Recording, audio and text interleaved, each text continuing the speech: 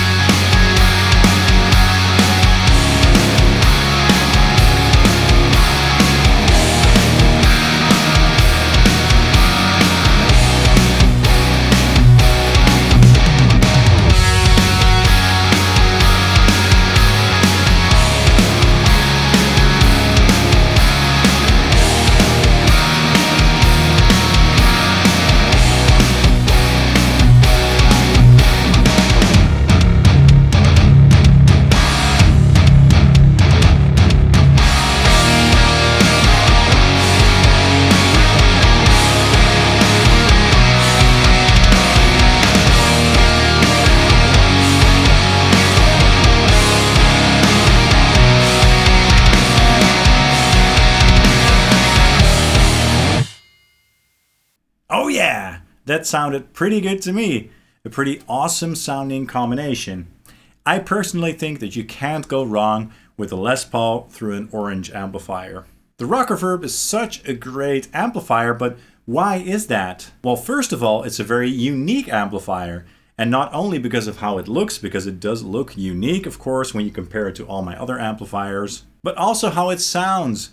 The mid-range is very full and wide, and the saturation is very nice and chewy. It's just a joy to play through, basically. And it does have that typical orange hair or sizzly fizzle up top. I personally really love that because it does help the guitars to cut through, and it also helps to make the guitar tones sit in the mix very well and blend in nicely with the other instruments. So this amp has plenty of mids, but definitely not in a very annoying or obvious way.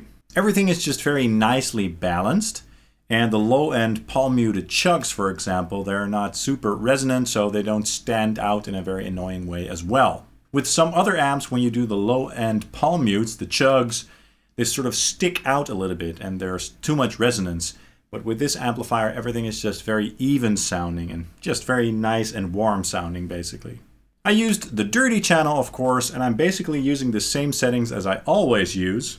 It's a very simple amp after all, and anytime I use it, I just grab it off the shelf, turn it on, and boom, it's ready to go. There's just no real need for tweaking with this amplifier. It just sounds great by default with my default settings anyway. The attenuator is off, volume is at around 10 o'clock, gain at 1 o'clock, and the EQs are basically set to noon, but I dialed the bass and treble up 1 notch. And that's it, just set and forget. Now for the little lead part in the main riff, I did dial up the mids 3 notches just to make it stand out a little bit more in between those very heavy and big rhythm guitars. Just to give it a little bit more of a unique EQ curve when compared to those rhythm guitars. Now on the Gibson Les Paul Custom, the Custom Shop Custom, I'm using the bridge pickup once again. It's a great sounding pickup. This is the Gibson 498T. I love the sound of this pickup because it has a nice cut, but also a nice and full and sort of warm low end. So nice and chunky, but also quite full and balanced sounding overall. And it just works really well in this guitar. It's a great combination of this guitar and this pickup. The amplifier is going into my RedSeven Amplification Amp Central Reactive load, of course, and then into a York Audio cabinet. ORNG amps sound great through ORNG cabinets. It just works that way. So I'm using the York ORNG 412 V30 cabinet, which of course is based on an ORNG 4x12 cabinet with V30s. And for the rhythm guitars, I'm using Mic Mix 01, as per usual, which is a 57 and a 121 mic. But for that lead guitar part, I'm using Mix 17 basically.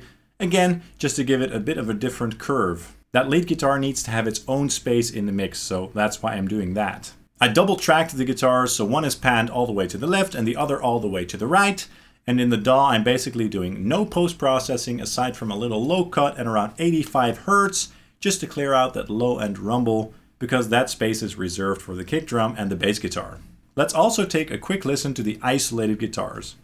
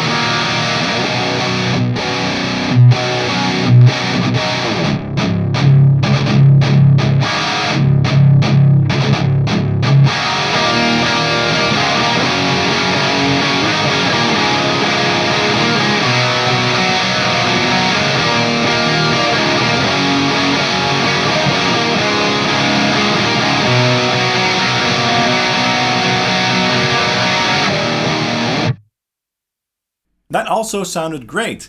Now when you're listening to these guitars outside of the mix, so just by themselves, the sizzly top end becomes more obvious. I personally love that a lot, but in the full mix it's way less obvious because those guitars just blend in very nicely with the other instruments. So that's something to take into account, of course, but the full mix is much more important for me anyway. That's all for this quick little video. I hope you enjoyed it. Let me know which amplifier you'd like to hear me use with this guitar in the next episode. Be sure to drop a comment in the comment section down below. If you enjoyed this video, also consider hitting the like and subscribe buttons along with the notification bell down below, as that really helps the channel out. I'd hugely appreciate that. And you can also follow Sonic Drive Studio on Facebook, Instagram, and Twitter. Thank you guys so much for watching, and I hope to see you very, very soon. Cheers!